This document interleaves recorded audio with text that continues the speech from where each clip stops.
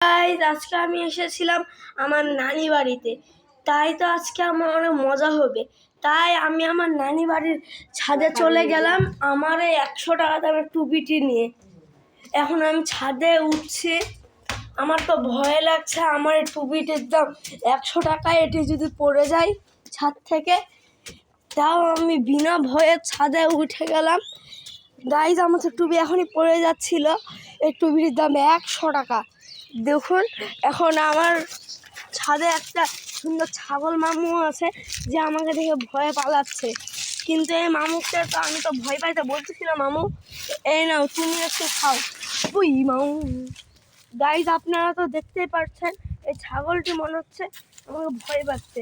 এবং কি আপনারা দেখেন আমার নানু বাড়ির ছাদ থেকে কত কাছে একটি টিন আছে। তাই আপনারা গাইজ আজকের মতো এখানেই শেষ। এর পরের পার্ট দেখতে চাই লাইক করবেন।